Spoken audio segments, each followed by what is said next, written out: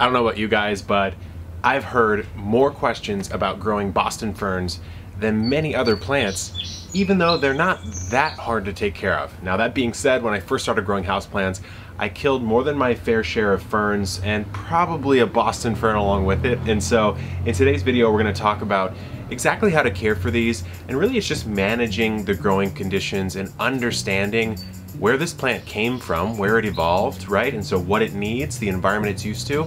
And we're gonna talk about light, water, soil, fertilizing, repotting, all that good stuff, as well as some of the most common problems you'll run into when you're growing a Boston fern.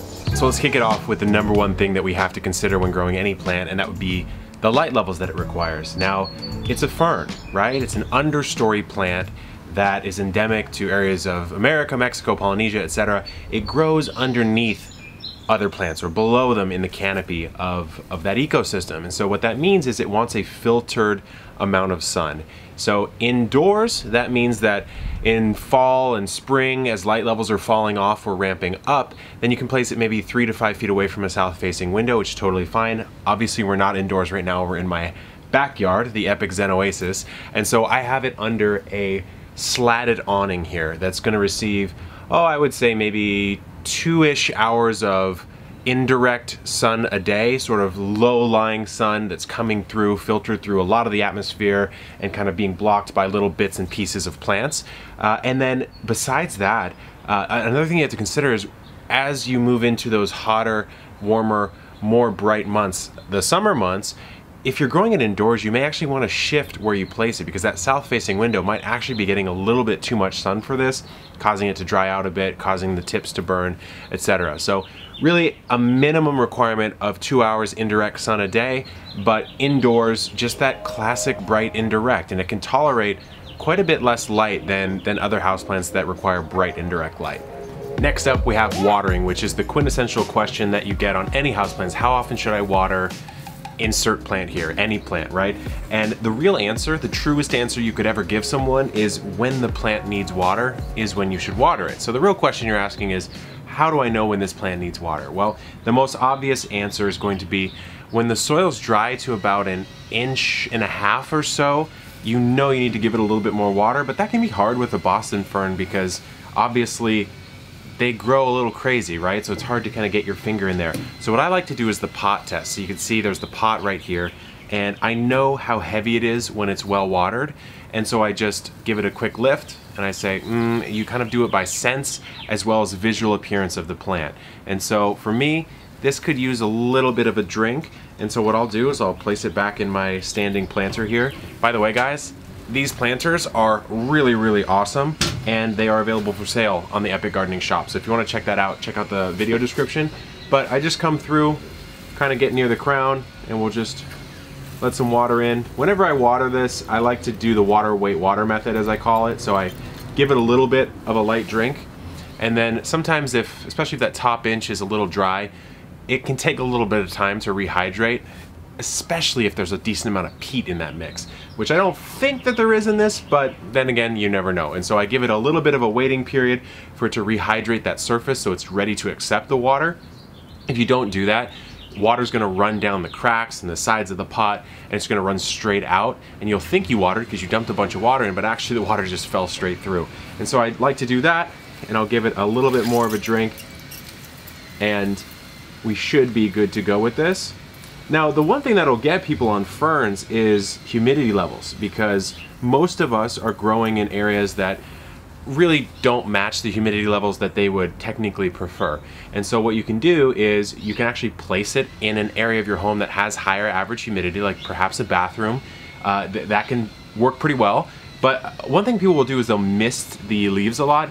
I find that it doesn't have an effect for too long. It's sort of a bit of a myth that misting really, really helps raise the humidity levels. It may raise them slightly for 15-ish minutes or so. After that, the effect kind of dissipates. So there's not a huge benefit to doing that, but I would just say placement, making sure it doesn't dry out too quickly, is probably your best bet as far as managing the water and humidity requirements of a Boston fern. One thing I forgot to mention on watering if you want to make your job a little bit easier, you can actually just keep it in its plastic nursery pot. These are often sold as hanging basket plants, and that's usually in a plastic pot, which means that less water is going to be evaporating out of the side as opposed to maybe a terracotta, which is, you know, permeable on all sides. And so that can help keep moisture levels really nice and consistent in the pot. So for soil on a Boston fern, it's very similar to most ferns. You're gonna want rich in organic matter. You want it to retain a decent amount of water, but you also want to provide some drainage. And if you think about where ferns grow naturally, that just matches exactly what they need. And so if I was gonna mix my own fern mix, you know, let's say I'm repotting this, or I'm dividing it out into clumps and repotting those clumps, I would make a mix that has a good amount of really high quality compost, or potting soil, good indoor mix, and then I would add in a little coconut coir, and I might add in a little bit of coarse sand or perlite just to make sure that we're evening it out. I would skew a little bit heavier on the peat or the coconut coir than I would on the perlite, but you can't just go straight peat because then you're just gonna suffocate the plant. Okay, it's time to talk about propagation of a Boston fern. So there's two ways you can do it. One of them is the most common.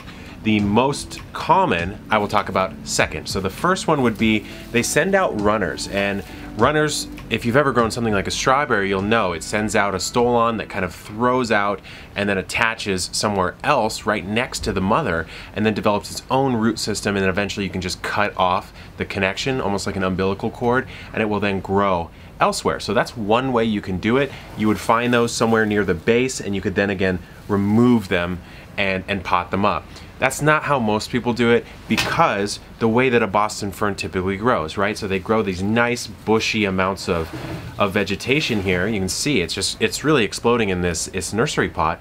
And so most people will divide the plant.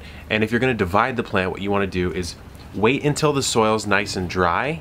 That's gonna allow the root system to dry out a little bit. And then I would come through with maybe a hori-hori knife or a serrated knife.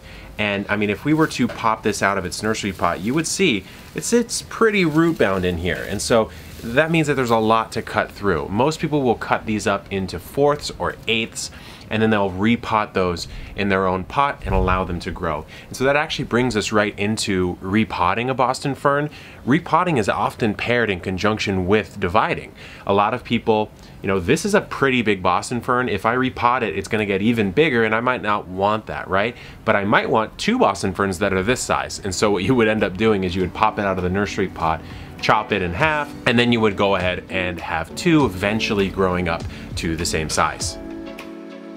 Okay, what about pruning a Boston fern? Is there anything that you need to know as far as pruning goes? It's kind of up to you at this point. Pruning for me generally involves, you know, inevitably there's going to be some of the fronds that don't look amazing. So I'll come through, grab my little pruning snips. By the way, this is the Epic Harvest apron. This is the custom designed apron I made for gardening, which I really, really like, and I use it all the time.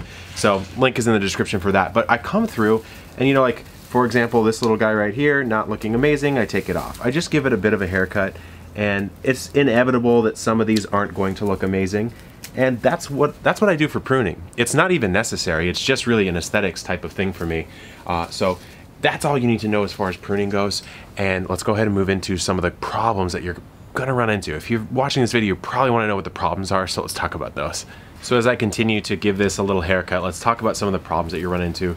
You're gonna run into leaf droop, right? And so if you get leaf droop, that's a really good sign that it's either overwatered or you've given it a little bit too little light. It is possible to give these too little light. And so they need, like I said, 2 hours direct, indirect sunlight per day is a really good idea. And so if they're drooping, they're getting a little bit too light, they kind of can turn a little bit just like sad looking and just not, they're not popping. We want our Boston ferns to be popping, and if they're not, check your light levels. Now on the other side of that, if you're noticing a lighter green, so these are generally wanting to be like a nice vibrant green, if they're sort of yellowing across the entire plant, that may actually be an indication of too much light. And so you want to scale that back slightly and just make sure that you are in optimal levels. You know, ferns can be a little tricky. That is why they are some of the you know, they just cause some headaches for some houseplant gardeners. So that's what I would say for that.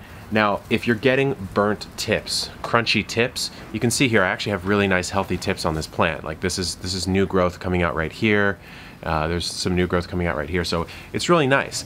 So no problems on this particular plant, but if that is happening to you, there's a couple things that could be at play. Now, humidity levels that are really dry and arid, that could be one of them, so you're gonna have to figure out that. It could be that you're watering with relatively hard and poor quality water. You may wanna run it through a filter, you may wanna use collected rainwater, you may wanna just run it through a Brita, that can work completely fine. And you may also be over-fertilizing. Over-fertilizing in the world of hydroponics, which is actually how I first started gardening, can contribute to it's like nutrient burn. It's too much, especially when you're using a liquid fertilizer that's bioavailable relatively quickly. You can burn the tips, and so if you're going to fertilize your Boston fern, you want to do similar rules to many other houseplants where you use a diluted solution, maybe a quarter strength, half strength liquid in the growing season only. So through, as you move into spring, it's a good time to do it. As it tapers off in the fall, you're not going to need to do it as much, although you definitely still can, because remember, we're growing these typically indoors, and growing conditions are pretty good year-round for that, and so you can still fertilize as you move into winter.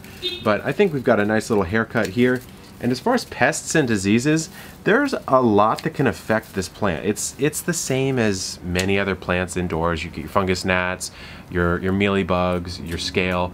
That can all affect this plant. I have specific guides both on the website and on epicgardening.com and on YouTube about that, so check those out. But guys, the Boston fern is really a beautiful, amazing plant. It's this amazing sort of bushy mohawk type of look. Let me show you the full planter here. So it looks really cool. I'm a big fan of it, and I think that we should all be growing them, and we should all be growing them successfully. So hope this video was helpful. If it was, like and subscribe, and drop a comment down with what you want to know next. And links to everything, including the planter, the Epic Harvest apron, and as well as the other social, is also down below. Good luck in the garden, and keep on growing.